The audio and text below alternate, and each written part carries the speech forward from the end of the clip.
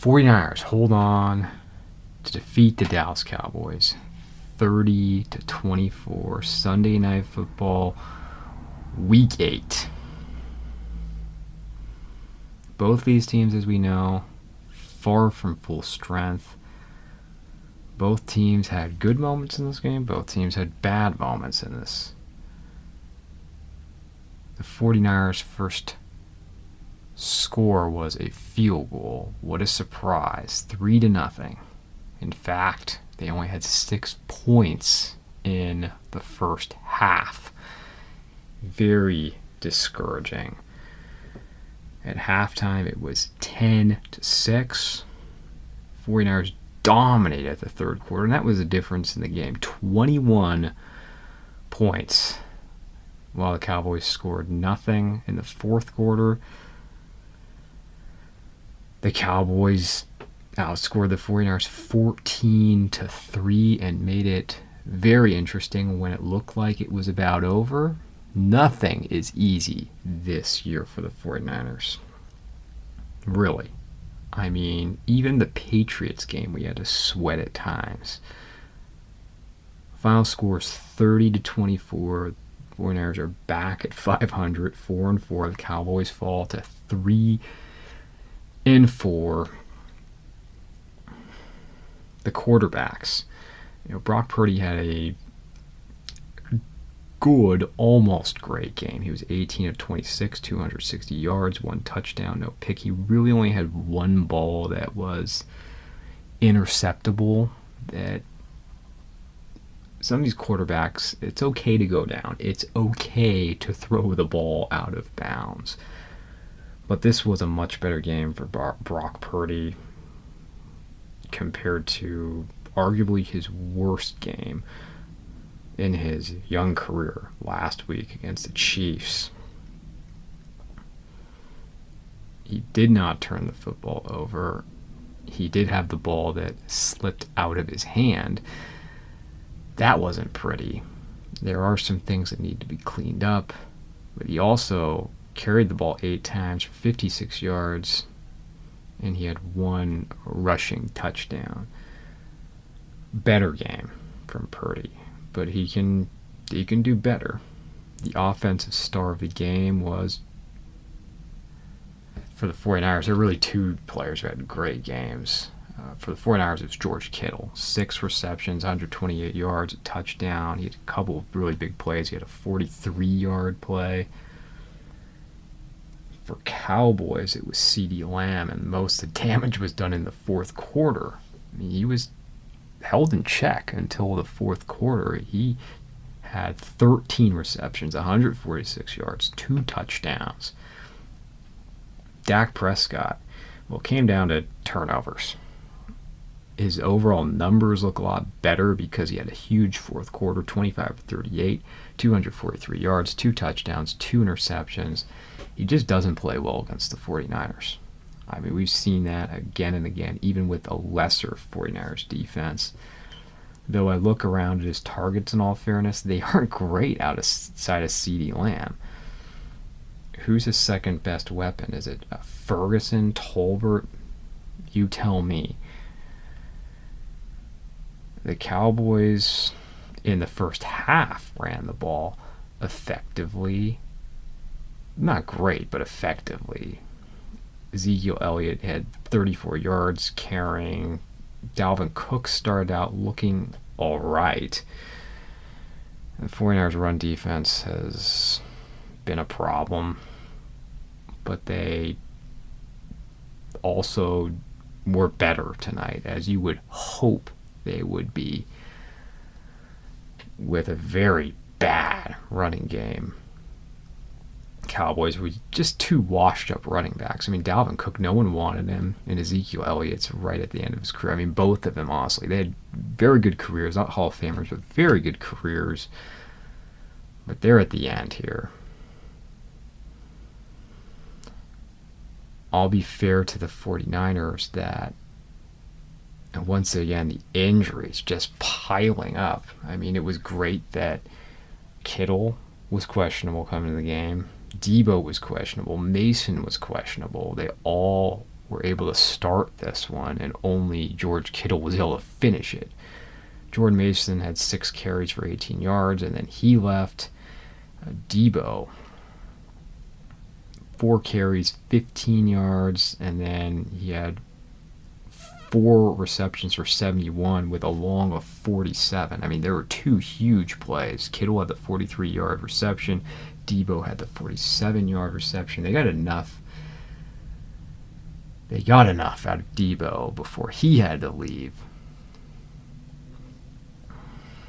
But some guys who stepped up on offense. Garendo, once Mason was out, I didn't know what to think. Part of it was that breakaway speed. Another part of it is a poor Cowboys run defense. 14 carries, 85 yards. He had a rushing touchdown. Ricky Pearsall, 1 carry at a 39-yard run. He had 4 receptions for 38 yards. We're seeing some potential out of him.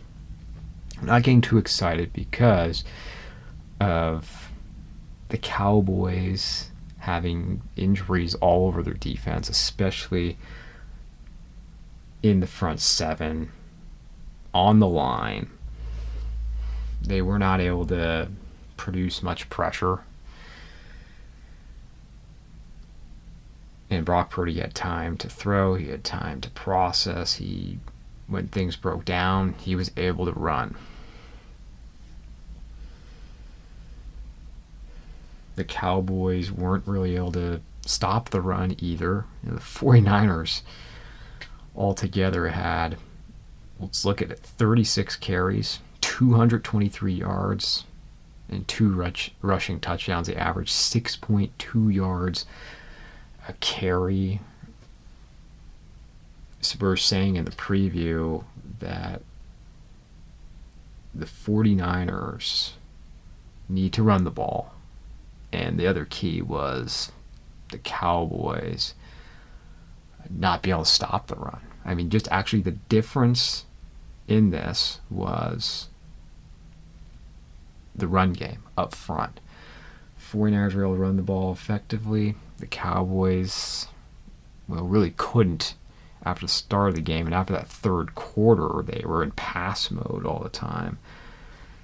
49ers were able to do enough to stop the run while the Cowboys just can't. And that is why the 49ers, above all else, have done so well against Dallas, is because their strength is running the ball. If they could run the ball 30, 40 times, they will. Or at least that's what they should do. And what's frustrating is they abandon it. But they would like to run the ball. It's a strength of theirs. And the Cowboys have had difficulty stopping the run. And that's been the same this year. And I maintain that Dak Prescott just doesn't play well against the 49ers, especially in San Francisco. The Cowboys have lost 4 big games to the 49ers. The playoff game in Dallas in 21, the wild card, then the divisional in 2022, last year's Sunday night, this year's Sunday night. There's something that's a great feeling about beating the Cowboys, the overhyped Cowboys. They're a good team. They're a playoff caliber team, but they are not a Super Bowl team. Rarely have they truly ever been seriously in the Super Bowl conversation, because more often than not, you put the Cowboys on the road. This year's a little bit of an exception, but more often than not, if you put them outside on grass, they struggle. It's just the truth. In big games, they are not the same outside against any team really, but in the big games, they struggle. The Cowboys, I'll give them credit for a few things, and one of them is they played more physical in the first half, and the 49ers have just been able to really get off the fast starts with the Cowboys because they've just hit them in the mouth early in these games. This was not one of them. And that's one of the problems with the 49ers this year is they've lost their identity because they're not a strong defensive team. They're not strong up front. And it didn't feel like the other games between the 49ers and Cowboys until they turned it on the third quarter. And that's what is so frustrating because you see the talent there. The defense played better in the third quarter and the offense started to click because in the first half, Brock Purdy was inaccurate. He was sloppy. Well, maybe sloppy isn't fair, but he just missed some throws. He missed throws like the play to Debo. It was a throw behind him that would have gone for a big play. It just wasn't very sharp in the first half.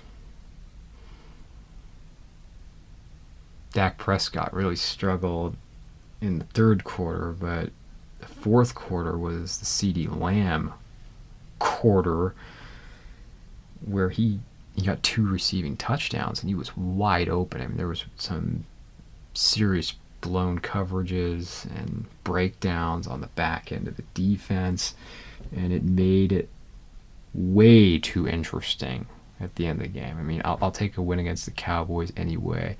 I can get it.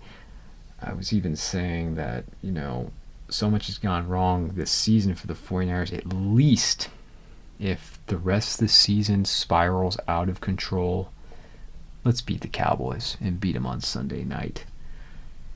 I mean, that might be the high point of the season.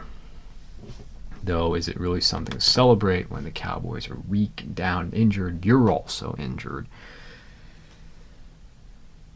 And you're already down McCaffrey, and then Mason's hurt and banged up. Ayuk's out for the season, and Debo's been facing injuries and illness. And George Kittle's been playing banged up, but he's continued to impress with... I mean, it seems like this is going to be, as long as he can stay fairly healthy, one of the better seasons of his career, actually. The defense, I'll get back to Kittle at the end here. The defense was good until the fourth quarter. I mean, they were fine. I had no real complaints about the defense in the first or second or third quarter. I mean, 10 points through 3 quarters. I mean, Dak Prescott's still a good quarterback out there. Nick Bosa was huge in the first half, a little quieter in the second half. I think he ran out of some gas in the second half of this one. He caused the first interception, and he also registered a sack, a really sweet throwdown sack.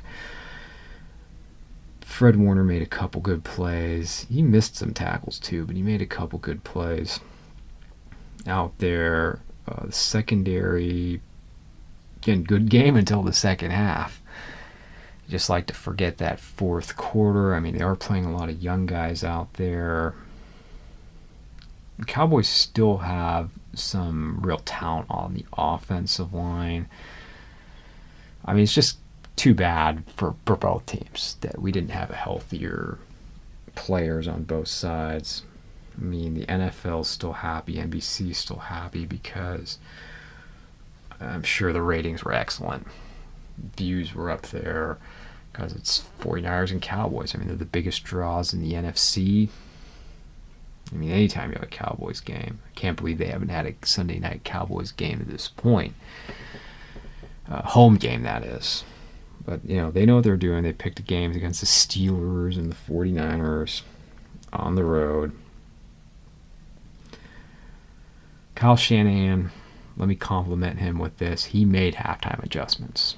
I've criticized him often for being outcoached in the second half. I mean, let's put the fourth quarter aside. At least for the third quarter, they came out and they were better on offense and defense. Special teams, they avoided the mistakes this week. I mean, other than the kick by Carlson that went out of bounds, I mean, it was a little interesting, more interesting than I would have liked it to be on a few of the returns. but it was one of the better special teams weeks. George Kittle.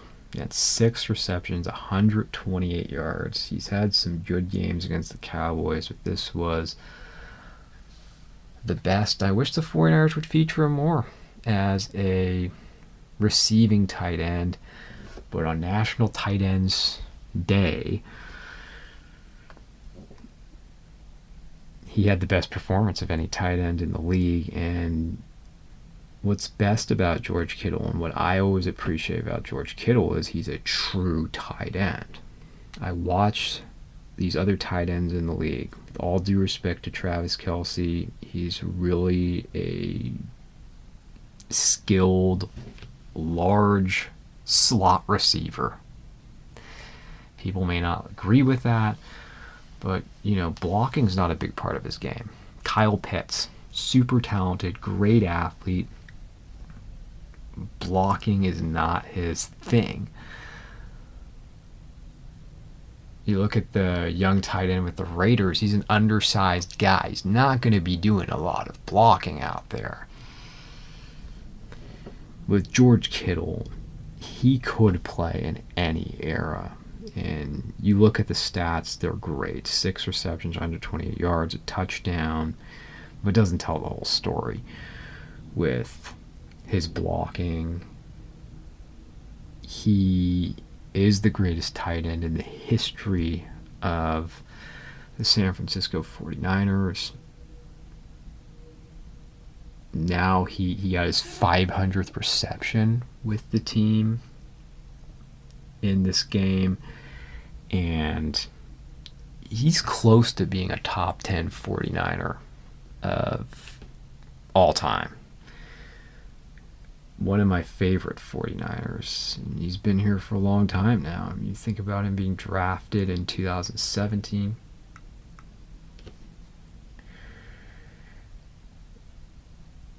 This has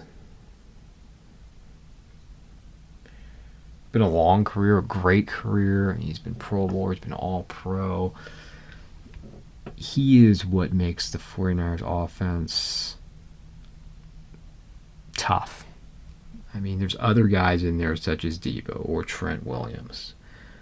But the toughness that George Kittle brings in blocking with the yards after catch, which we haven't seen a lot of that this year. I mean, this was really classic vintage George Kittle. This was him playing like prime George Kittle. And it was great to see. The Cowboys fall 3-4. It's not the sky is falling altogether for them, because they'll get Micah Parsons back. They'll get DeMarcus Lawrence back soon enough. But it's an uphill battle for the Cowboys now, because they're looking up at the Eagles and the Commanders. I mean, the Hail Mary play in I've never seen anything quite like that, because it took so much time for it to develop before the throw was even made for the end zone. It's not going to be easy for the Cowboys. The 49ers, if the Bills beat the Seahawks today, I'm still not exactly worrying about the Cardinals or the Rams. You just got to take care of your business. They've got a bye week, which they need before heading out for Tampa Bay, and you just got to focus on yourself and keep winning games and try to get a little healthier. And bye week's important, with Mason being banged up, with Debo being banged up, and hopefully you get Juwan Jennings back and have less injuries going forward. I mean, the game tonight didn't have to be pretty. It wasn't the blowout that I would have loved to have seen. You just had to go out there and win. Some said this had to be a blowout for the 49ers. I didn't see it that way. But there were a lot of positives. It was a better all-around team effort. They avoided the huge mistakes. It was a better coach game. It was a better game played by the players themselves. It was executed. And they defended their home field. It's always good to beat a NFC team because this is perhaps one of the teams you're going to have to fight off if you are a wild card team, though I do think it's difficult to see two teams getting out of the NFC West. You figure at least two are coming out of the East. Then that North. I mean, the Lions are going to get in. I mean, unless we're talking about there's major injuries, more major injuries for some of them. And you don't want to see any more injuries for anyone. We've lost so many great players this season already. The Lions keep on rolling. I mean, they put up over 50 today. The Packers look good, though they didn't have a great game against the Jaguars. I think the Vikings, they start out undefeated now. They've had 2 consecutive losses. They're coming back down to earth, but I don't think they're crashing. They're going to remain in there as at least a wild card contender. So I would imagine you're going to get 2 teams from the East. I don't see more than 1 coming out of the South, 1 coming out of the West. And you could possibly have 3 coming out of the North. The North, though that is difficult because you're going to have more head-to-head matchups. Well, for the 49ers, just got to stack wins up and continue to play better football. And you cannot throw more games away. And for the Cowboys, both these teams just need to get healthier and play better football. But it's a good victory tonight. It's something worth celebrating, but it's not like it was last year. The 49ers started off 5-0 and destroyed the Cowboys. It's a very different feeling at 4-4. So we'll enjoy this one, but we've got tough football ahead.